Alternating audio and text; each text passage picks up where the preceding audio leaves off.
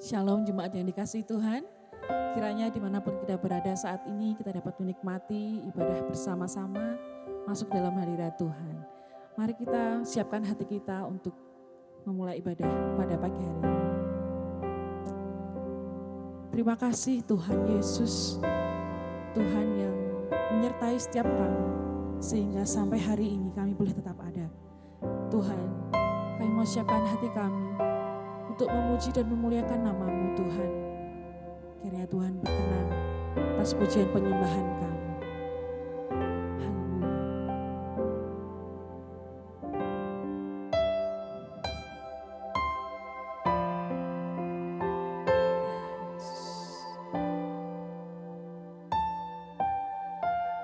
Kami rindu Tuhan.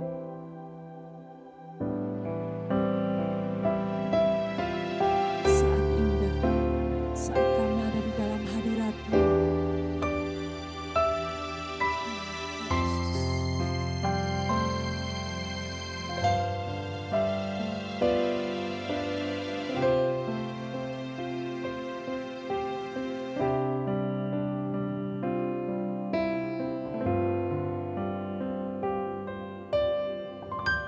Saat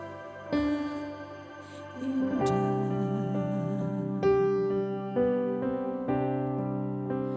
ku berhadapan denganmu,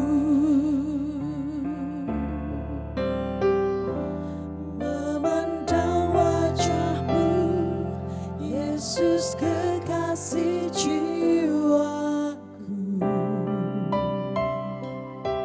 Bawa kami Bapa padaku, erat dalam pelukan-Mu, menikmati kasih dan indahnya hadirat-Mu.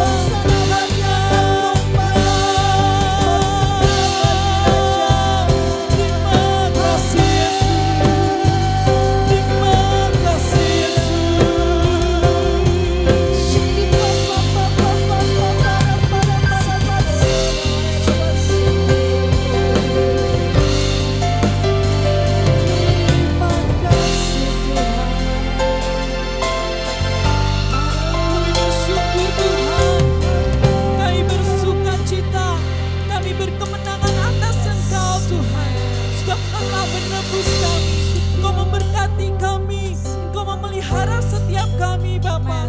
Engkau mencukupkan apa yang kami perlukan. Engkau mengenyangkan setiap kami Bapa. Dan kami ada sampai hari ini hanya karena kasih karunia-Mu Tuhan. Kami tidak dapat berjalan sendiri karena tanpa kasih-Mu Tuhan. Dan saat hati ini Tuhan, pagi hari ini kami mengucap syukur.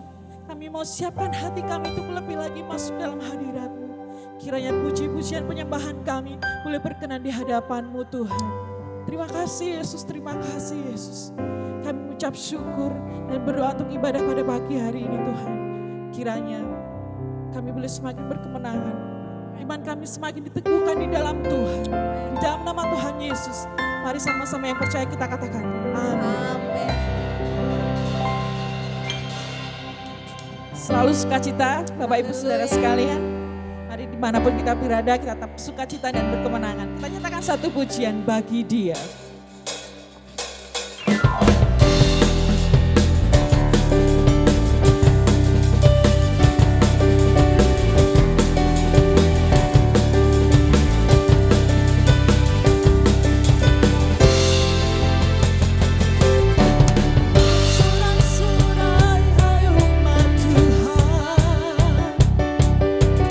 Kudus dan mulialah namanya.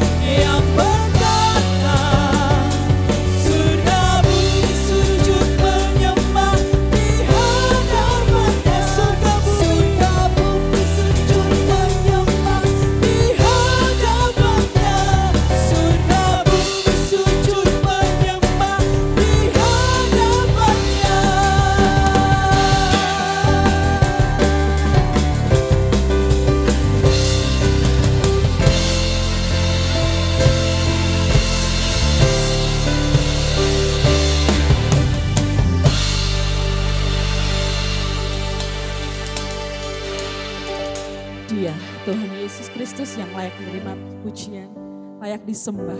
Dan mari saat ini kita akan menyiapkan hati kita untuk menerima kebenaran firman Tuhan.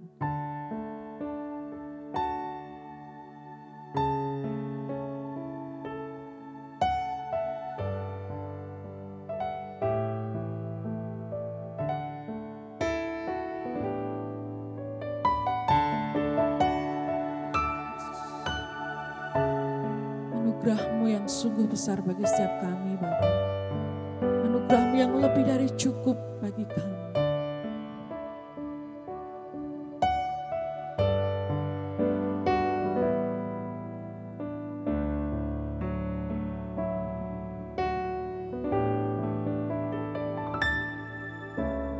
Kau di setiap langkahku, Kau di setiap nafasku, Kau yang membentuk hidupku untuk kemuliaan-Mu. Kau tak pernah tinggal diam, tak pernah kehilangan cara. Kau yang mengangkat hidupku dari lembah yang gelap.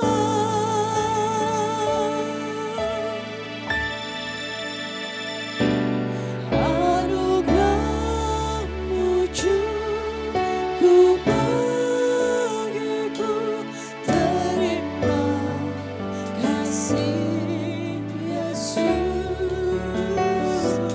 Anugerah-Mu cukup bagiku, terima kasih Yesus. Terima kasih Yesus. Terima kasih.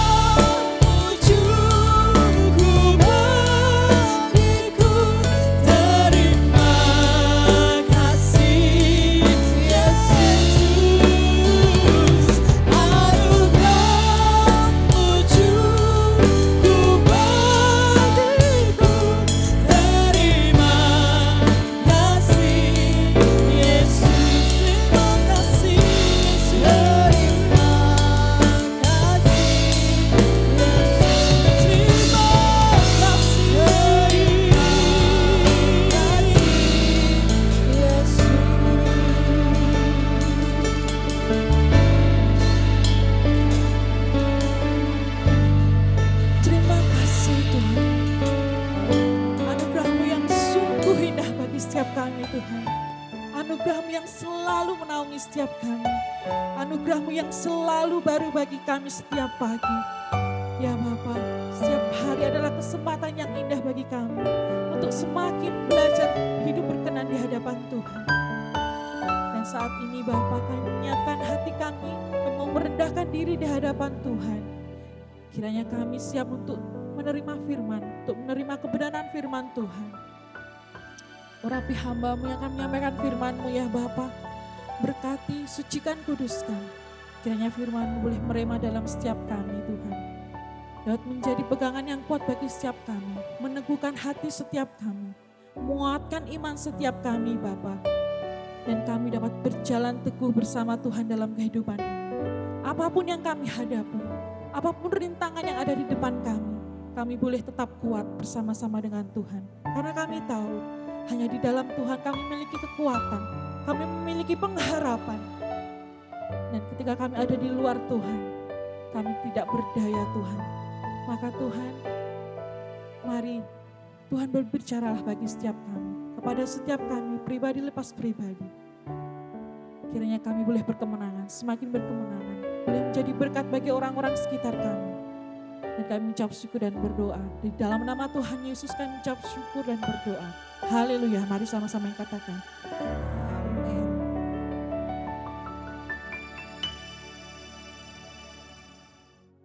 Selamat pagi Bapak Ibu dan Saudara yang dikasihi Tuhan. Selamat hari Minggu, selamat bersekutu, menikmati kasih dan kemurahan Tuhan. Mari kita bersama-sama merenungkan firman Tuhan. Dan renungan firman Tuhan pada ibadah Minggu pagi hari ini, saya mengambilnya di dalam kitab Mazmur. Dalam Mazmur pasal yang ke-30, ayat 1 sampai dengan ayat yang ke-13. Dan yang akan saya bacakan itu di dalam ayat yang ke-11 sampai dengan yang ke-13. Saya akan membacakannya dan Bapak Ibu menyimak dalam Alkitab masing-masing. Puji Tuhan. Menang menghadapi tantangan. Itu topik firman Tuhan yang saya sampaikan pada ibadah Minggu pagi ini. Dengarlah Tuhan dan kasihanilah aku, Tuhan, jadilah penolongku. Aku yang meratap telah Kau ubah menjadi orang yang menari-nari.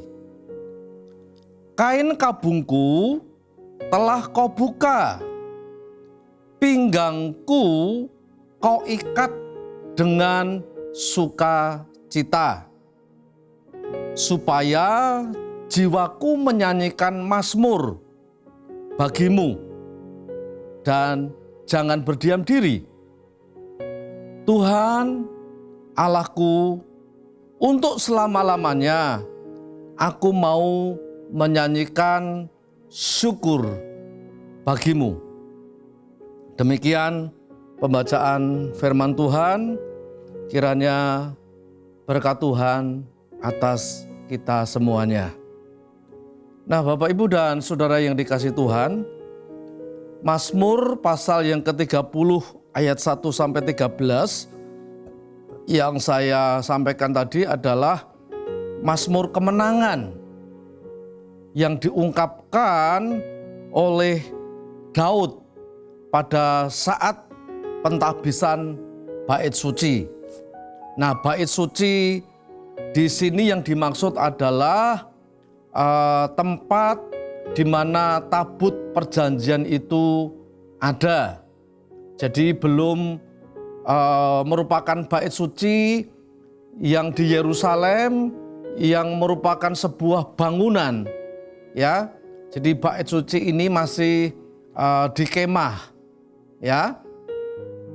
Nah, Mazmur ini juga merupakan nyanyian syukur yang dikumandangkan Daud kepada Tuhan. Karena Tuhan telah membuat Daud ini menjadi pribadi yang berkemenangan dalam menghadapi tantangan hidup yang dialami. Nah, Bapak, Ibu, dan Saudara yang saya kasihi dalam Tuhan Yesus Kristus, menghadapi masalah, ya, hampir semua orang mengalami, ya. Dan saya mau katakan bahwa menghadapi masalah itu sebenarnya adalah baik dan biasa, ya, biasa, karena setiap orang bisa mengalami seperti saya katakan di depan tadi. Nah, mengapa menghadapi masalah itu adalah hal yang baik dan itu hal yang biasa? Saya punya pemikiran begini. Dengan masalah atau tantangan hidup yang kita hadapi, itu akhirnya justru membuat kita sadar bahwa sebenarnya kita bukan apa-apa, ya. Kita bukan apa-apa. Kita bukan siapa-siapa. Kita tidak memiliki apa-apa. Nah, ini, ya. Jadi sebagaimana yang saya pernah sampaikan, ya, orang yang paling membutuhkan Tuhan itu adalah orang yang merasa kalau dia ini, ya, bukan apa-apa. Orang yang paling membutuhkan Tuhan adalah orang yang merasa bahwa dia bukan siapa-siapa. Orang yang membutuhkan Tuhan adalah orang yang merasa bahwa dia tidak punya apa-apa. Nah, orang yang seperti ini, ketika dia menghadapi masalah, ya, masalah yang dihadapi, tantangan hidup yang dihadapi itu pada akhirnya akan apa? Saya sampaikan tadi, membuatnya sadar bahwa dia bukan siapa-siapa. Ya, dia bukan siapa-siapa. Nah, karena itu yang diperlukan hanya Tuhan saja. Nah, dari hal ini juga saya mau sampaikan begini. Ya, kenapa masalah itu baik, ya, tantangan hidup itu biasa? Ya, karena dengan masalah yang kita hadapi justru pada akhirnya kita akan bisa melihat, kita bisa merasakan bagaimana pertolongan Tuhan atas kita. Bahkan Tuhan sanggup membuat mukjizat dalam rangka memberikan pertolongan kepada kita. Nah, dan pada akhirnya, ya, kenapa saya sampaikan tadi, menghadapi tantangan hidup atau masalah itu adalah hal yang baik, adalah hal yang biasa. Karena kalau kita sudah berkemenangan dalam situasi yang kita hadapi, akhirnya kita bisa apa? Bisa memberi kesaksian. Kita bisa cerita kepada orang lain. Ketika barangkali orang lain menghadapi persoalan yang hampir sama seperti yang kita rasakan, kita bisa cerita dan kita bisa mengatakan kepada teman-teman kita barangkali, ya, kalau Tuhan itu sudah memberikan pertolongan kepada kita, kalau Tuhan itu sudah menjangkau hidup kita dan memulihkan keadaan kita, maka hal yang sama pun juga bisa dilakukan oleh teman, orang lain yang juga sedang menghadapi yang pernah kita alami di situ. Nah, dalam pergumulan kehidupan yang disampaikan oleh pemazmur, oleh Daud dalam hal ini, ya, oleh Daud dalam hal ini, dalam Mazmur yang ke-30 seperti yang tadi saya sampaikan, ya. Mazmur pasal yang ke-30 ini, ya. Tantangan apa yang dihadapi oleh Daud? Masalah apa sih sebenarnya yang dialami oleh Daud? Ya. Nah, dari ayat yang kedua, ya, dari ayat yang kedua saya melihatnya begini. Ketika Daud mengatakan, "Aku akan memuji Engkau ya Tuhan, sebab Engkau telah menarik aku ke atas dan tidak memberi musuh-musuhku bersukacita atasku." Nah, ini tantangan yang pertama yang dihadapi oleh Daud. Masalah yang dihadapi oleh Daud yaitu hidup dalam tekanan, ya, yang dilakukan oleh orang-orang yang memusuhinya. Barangkali Daud tidak menganggap orang-orang tersebut adalah musuhnya. Ya. Jadi orang lain itulah yang memusuhi dia. Sedangkan dia sendiri tidak menganggap sebenarnya itu musuh. Tetapi orang-orang itu mengikhtiarkan, ya, penderitaan, ya, bagi Daud. Jadi orang mengikhtiarkan, mengusahakan sesuatu yang jahat terhadap Daud. Ya, sampai akhirnya Daud mengalami penderitaan. Nah, siapa sih musuh-musuh Daud itu? Ya, barangkali yang pernah dihadapi oleh Daud adalah apa? Saul, ya, yang adalah mertuanya sendiri, yang adalah orang yang pernah mendapatkan pertolongan dari Daud. Tetapi Saul memusuhinya. Saul mengikhtiarkan kematian Daud. Saul mengikhtiarkan kesusahan, penderitaan terhadap Daud. Ya, barangkali juga yang mengikhtiarkan hal yang jahat terhadap Daud, ya, maaf kata, itu justru terjadi dalam rumah tangganya, yaitu anaknya yang bernama Absalom, ya, yang tidak puas dengan apa yang dilakukan oleh Daud, ya. Nah, ketidakpuasan ini membuat Absalom akhirnya berusaha, ya, untuk merebut kekuasaan dari tangan Daud. Nah, ini sesuatu kepedihan yang dialami oleh Daud ketika dia menghadapi kenyataan, ya, menghadapi kesulitan yang dikarenakan oleh siapa? Orang yang dikasihi, oleh orang yang disayangi, ya, seperti itu. Atau mungkin juga orang yang memusuhi Daud, yang mengikhtiarkan penderitaan bagi Daud, itu adalah orang-orang Filistin, ya, bangsa Filistin, ya, yang menjadi musuh bebuyutan bagi Daud. Nah, jadi kita lihat Daud adalah sosok manusia biasa, orang yang sama seperti rata-rata manusia pada umumnya, ya. Dia bisa mengalami kesedihan, dia bisa mengalami penderitaan, dia bisa mengalami sebuah kenyataan hidup yang tidak nyaman seperti itu. Nah, inilah yang dikemukakan oleh Daud dalam ayat yang kedua.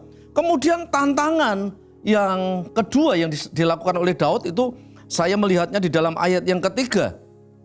Pasal 30. Tuhan Allahku, kepadamu aku berteriak minta tolong, dan Engkau telah menyembuhkan aku.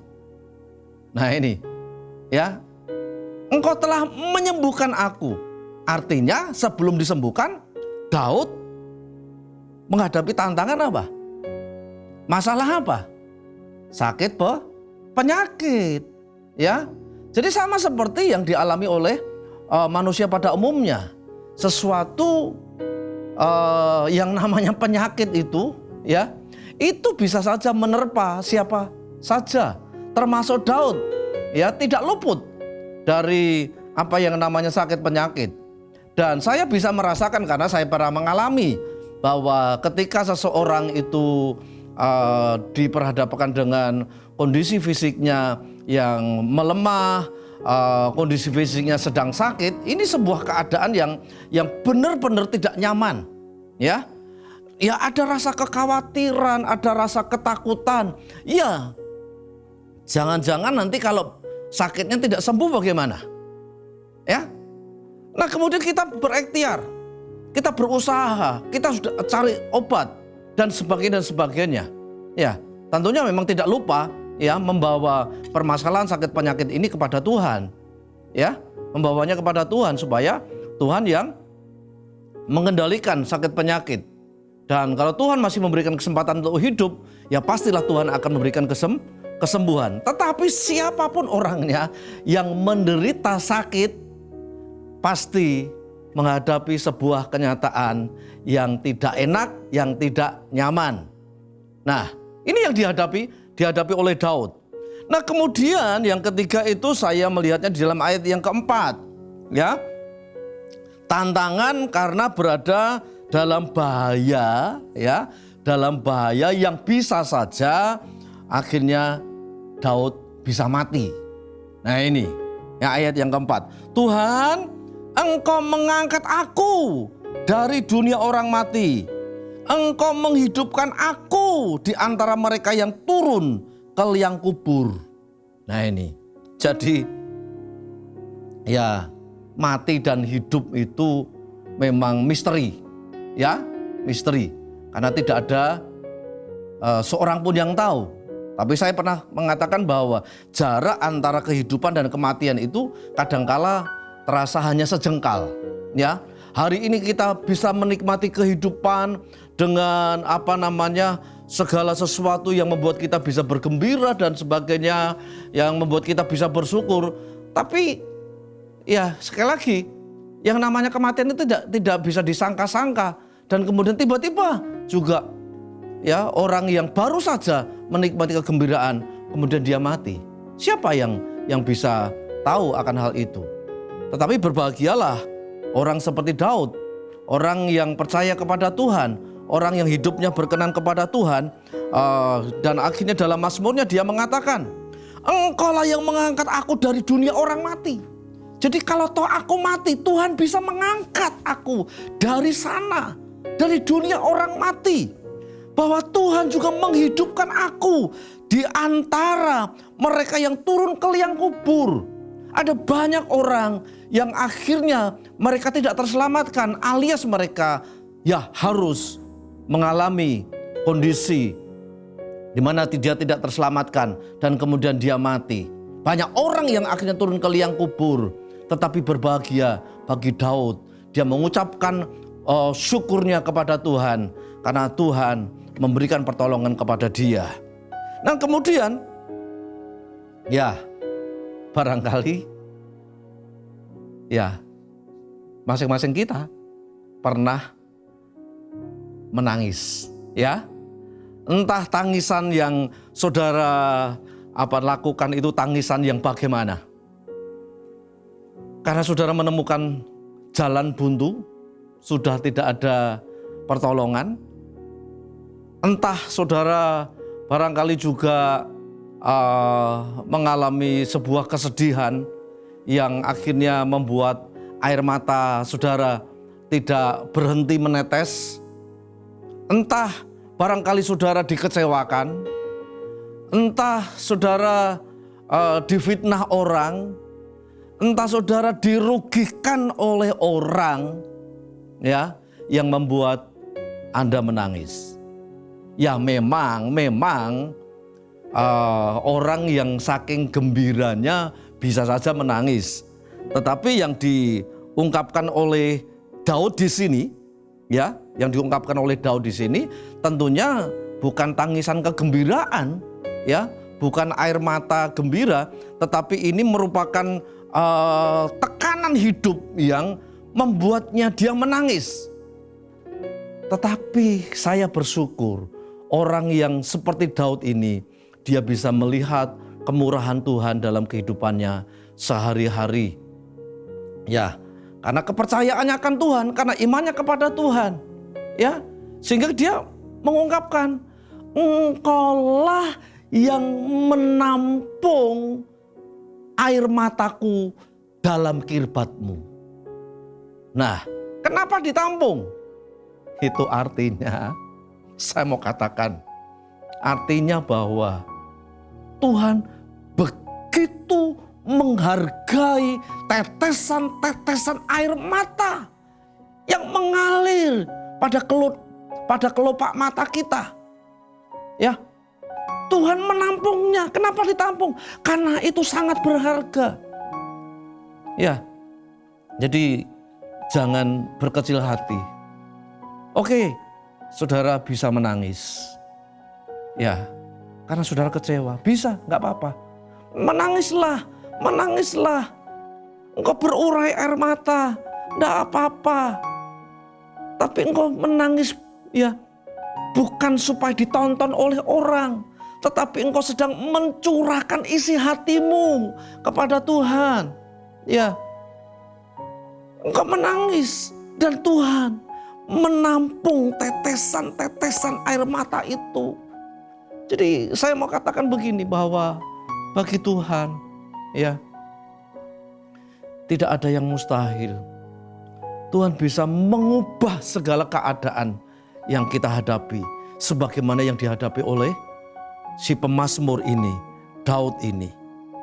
Nah, Bapak, Ibu, dan saudara yang saya kasih di dalam Tuhan, kalau kita melihat pada ayat yang ke-11, ya, pada ayat yang ke-11, dengarlah Tuhan dan kasihanilah aku, Tuhan jadilah penolongku. Ini merupakan sebuah seruan, ya, sebuah seruan yang dikumandangkan oleh Daud. Daud sedang berseru kepada Tuhan, memohon belas kasihan Tuhan, dan diperkenan Tuhan supaya Tuhan menjadi sumber pertolongan baginya. Ya, itu ayat 11, perhatikan. Jadi betapa kesedihan, ya, betapa situasi yang dihadapi secara manusia tidak mungkin dia bisa mendapatkan pertolongan. Karena itu dia memohon pertolongan kepada Tuhan. Tuhan, jadilah penolongku, Tuhan. Ya. Dan ayat yang ke-12, coba perhatikan. Ayat yang ke-12 disampaikan oleh pemazmur ini. Aku yang meratap telah kau ubah menjadi orang yang menari-nari. Nah, aku yang meratap telah kau ubah menjadi orang yang menari-nari. Kain kabungku telah kau buka, telah kau singkapkan. Pinggangku kau ikat dengan sukacita. Haleluya. Percaya ini. Tuhan mengubah segala keadaan kita. Tuhan bisa mengubah segala sesuatu yang tidak mungkin menjadi mungkin. Ya. Jadi kita percaya. Ayat yang ke-12 tadi, ya. Tuhan mengubah setiap keadaan itu. Dari kondisi orang yang berduka cita, orang yang meratap, ya, karena kesedihannya barangkali, karena penderitaannya barangkali, tetapi diubah oleh Tuhan menjadi orang yang menari-nari. Artinya dari orang yang bersedih menjadi orang yang bersuka cita. Dari orang yang loyo, tidak bergairah, akhirnya menjadi orang yang memiliki gairah hidup yang menyala-nyala. Haleluya. Puji Tuhan. Nah, saya coba paparkan di sini. Ya, beberapa sikap, ya. Beberapa sikap yang sering kali ditunjukkan orang pada saat orang tersebut menghadapi masalah atau menghadapi tantangan. Ya. Nah, yang pertama itu adalah sikapnya orang bodoh. Ya. Yang pertama itu adalah sikapnya orang bodoh. Ya. Orang bodoh apa yang dilakukan ketika menghadapi masalah, ketika menghadapi tantangan? Nah, orang bodoh seringkali melihat tantangan hanya dengan apa? Kekecewaan, hanya dengan tangisan. Dan kemudian akhirnya dia bisa menyalahkan orang lain. Kemudian dia putus asa, dia putus pengharapan. Bahkan ya bisa-bisa dia menyalahkan Tuhan. Nanti orang bodoh, ya. Orang bodoh melakukan hal yang seperti itu. Tetapi kalau orang biasa, nah ini, ya ini sikapnya orang biasa, ya orang biasa melihat tantangan hidup atau masalah hidup itu yang dilakukan apa? Ya dia pasrah. Tapi tidak melakukan apa-apa. Ya pasrah dengan nasib sajalah, ya. Jadi nasib memang menghendaki seperti itu, ya piye meneh gitu ya. Apalagi seperti itu. Nah, ini sikap orang biasa. Tetapi saya mau sampaikan begini. Sikapnya orang yang berhikmat dan berkemenangan. Nah ini, ada orang bodoh, ada orang biasa, ada orang berkemenangan. Kalau orang bodoh tadi, ya hanya menangis, hanya memendam kekecewaan, ya, menyalahkan sana sini dan sebagainya. Dan orang yang biasa, dia pasrah, ya pasrah pada nasib, ya memang nasibnya kayak begini, ya dia tidak melakukan apa-apa, ya jelas akhirnya dia tidak akan mendapatkan apa-apa, dia tidak akan mengalami perubahan apa-apa. Nah, tetapi saya berharap ini menjadi sikap kita, ya sikap orang yang percaya kepada Tuhan, orang yang berhikmat, orang yang berkemenangan itu sikapnya begini. Orang ini melihat tantangan, melihat masalah itu sebagai sebuah kesempatan untuk bangkit menuju kemenangan. Haleluya. Ya, saya berharap ini menjadi sikap kita semuanya. Ya, seperti contohnya Daud tadi. Ya, pada saat dia menangis, ya menangis. Tetapi dia tidak melulu berhenti pada tangisannya, ya, karena hidup tidak cukup hari ini saja. Ada hidup di hari depan, ada hidup di hari esok yang harus kita jalani, ya. Nah, hari esok harus lebih baik daripada hari ini, ya. Jadi kalau hari ini saya menghadapi masalah, puji Tuhan, Tuhan memberikan kekuatan kepada saya. Puji Tuhan, Tuhan tidak akan pernah membiarkan saya, ya, dicobai melampaui batas kekuatan yang saya hadapi. Puji Tuhan, Tuhan pasti akan memberikan kemenangan kepada saya. Karena itu saya harus bangkit, saya harus hadapi, ya. Dan saya akan melalui semuanya itu. Dan saya pasti berkemenangan. Itu orang yang berhikmat, ya. Percaya kepada Tuhan Yesus Kristus. Nah, Bapak Ibu, dari dulu sampai sekarang saya tidak pernah melihat bahwa orang benar diangkat tanpa tantangan. Perhatikan, orang benar diangkat oleh Tuhan, tapi Tuhan izinkan dia menghadapi tantangan. Contohnya Yusuf, ya, untuk menunggu waktunya Tuhan, untuk diangkat oleh Tuhan, dia diproses selama 13 tahun. Dari usia 17 tahun, ya, ketika dia bersama dengan orang tuanya, bersama dengan saudara-saudaranya, dan akhirnya dia dijual sebagai budak, itu pada usia 17 tahun, dan kemudian ketika dia diangkat oleh Tuhan, tinggi-tinggi diangkat oleh Tuhan, itu berumur pada saat umurnya 30 tahun. Ada proses yang harus dilalui. Dan kesempatan-kesempatan lewat proses yang dihadapi itu, Tuhan mengangkatnya tinggi-tinggi. Ini satu hal yang luar biasa. Jadi kalau kita menghadapi tantangan hidup, ya haleluya, berarti kita sedang diangkat Tuhan. Ya, kita sedang diproses Tuhan untuk diangkatnya.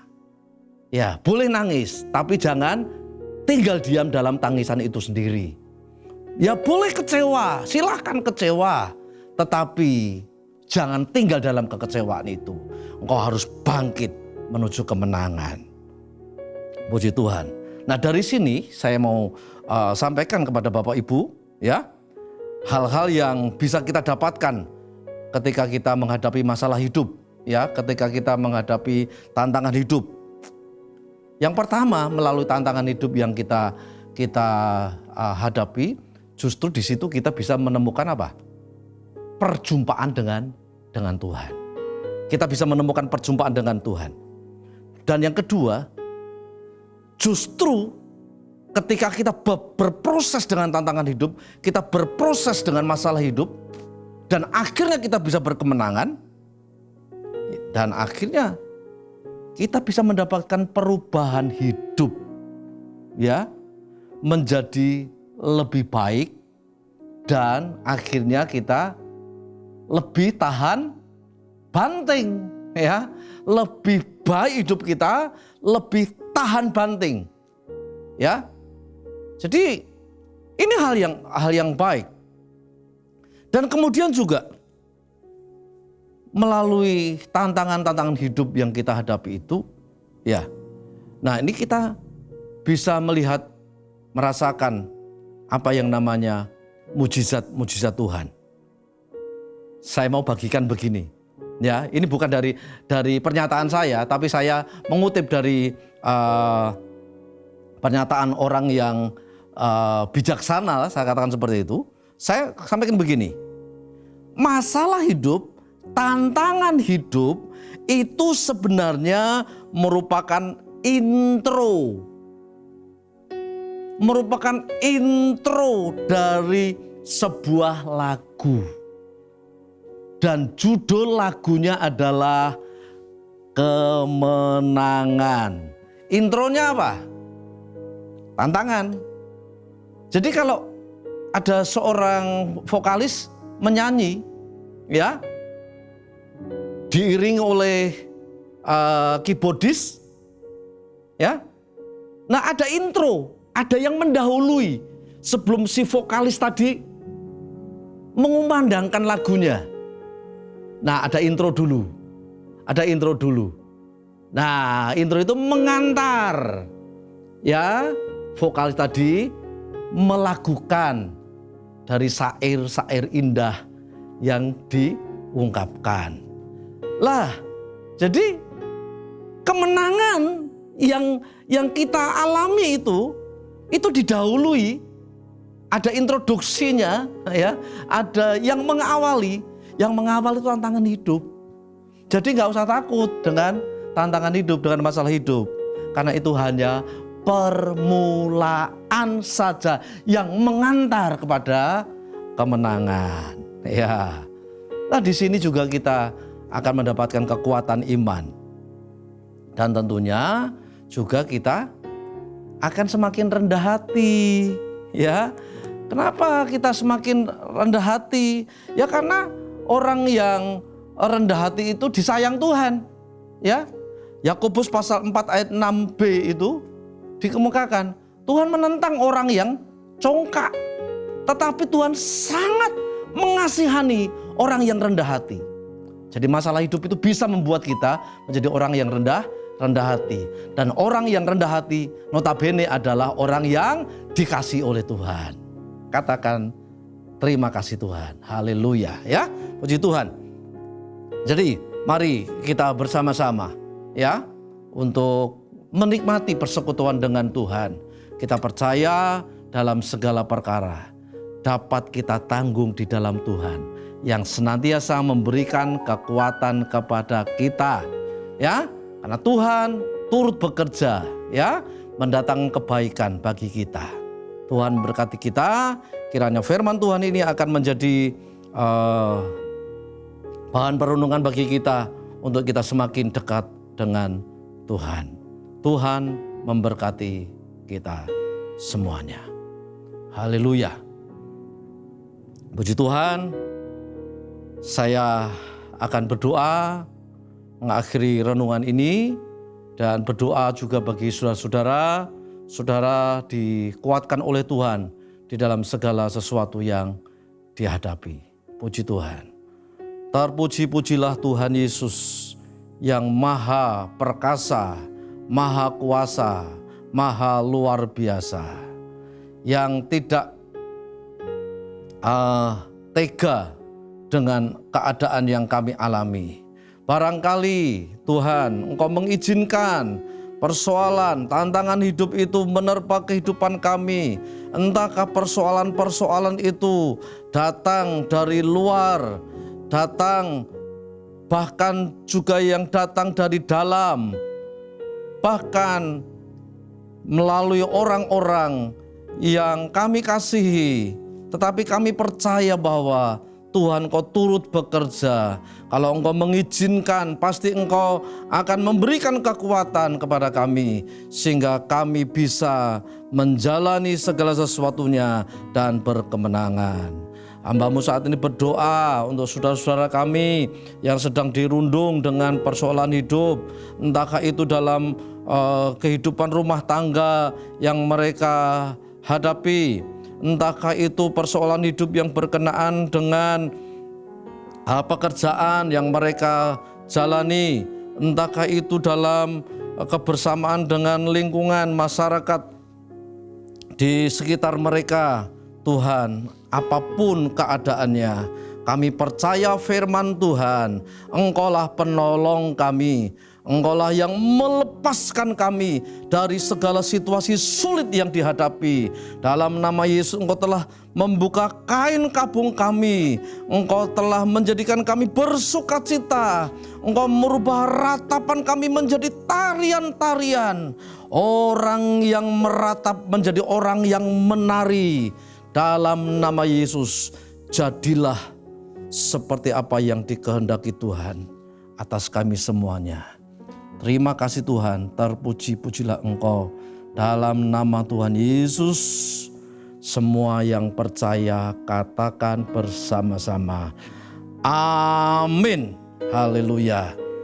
Engkau menerima seperti yang engkau imani. Puji Tuhan. Haleluya. Mari kita akan mengakhiri pertemuan ibadah kita pada kesempatan Minggu pagi ini dengan kita memohon berkat Tuhan. Terpuji-pujilah Tuhan Allah yang Maha Kuasa yang memberkati kami dalam segala situasi yang kami hadapi. Pada kesempatan pagi hari ini kami memohon berkat Tuhan. Kiranya damai sejahtera Allah yang melampaui segala akal dicurahkan atas kami semuanya. Saudara-saudara yang sudah berumah tangga, diberkati ke rumah tangga mereka. Mereka yang sudah bekerja, diberkati pekerjaan mereka. Mereka yang masih duduk dalam bangku studi, diberkati semuanya supaya sukses berhasil. Kami juga berdoa untuk pemerintah Negara Kesatuan Republik Indonesia yang tengah berupaya untuk menanggulangi bahaya pandemi COVID-19 ini. Tolonglah Tuhan supaya kebijakan-kebijakan yang diatur dan diundangkan oleh pemerintah ini mendapatkan respon dukungan dari masyarakat. Terima kasih Tuhan, terpuji-pujilah Engkau sampai Indonesia kembali aman, Indonesia kembali nyaman, Indonesia diberkati oleh Tuhan. Terpuji-pujilah dalam nama Tuhan Yesus, hamba-Mu mengucap syukur dan mohon berkat. Haleluya. Bapak, Ibu, dan saudaraku yang dikasihi Tuhan, ingatlah bahwa Tuhan kita baik. Tuhan menghadapkan wajahnya kepadamu dan memberimu kasih karunia. Terimalah berkat Tuhan. Damai sejahtera dan kemurahan dari Allah kita, Tuhan kita yang mengasihi kita. Kasih sayangnya yang begitu sempurna di dalam Tuhan Yesus Kristus. Dan persekutuan dan persahabatan dalam Roh Kudus yang dinyatakan atas kita hari ini dan sampai selama-lamanya. Tuhan memberkatimu sekalian. Dalam nama Tuhan Yesus, haleluya. Mari kita naikkan doa seperti diajarkan Tuhan Yesus. Bapa kami yang di surga, dikuduskanlah namamu. Datanglah kerajaanmu, jadilah kehendak-mu di bumi seperti di surga. Berilah kami pada hari ini makanan kami yang secukupnya, dan ampunlah kami akan kesalahan kami, seperti kami juga mengampuni orang yang bersalah kepada kami. Dan janganlah membawa kami ke dalam pencobaan, tapi lepaskanlah kami daripada yang jahat. Karena Engkaulah yang punya kerajaan dan kuasa dan kemuliaan sampai selama-lamanya. Amin. Amin.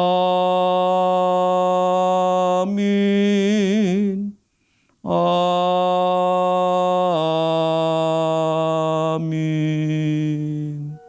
Shalom. Tuhan memberkati kita semuanya. Haleluya.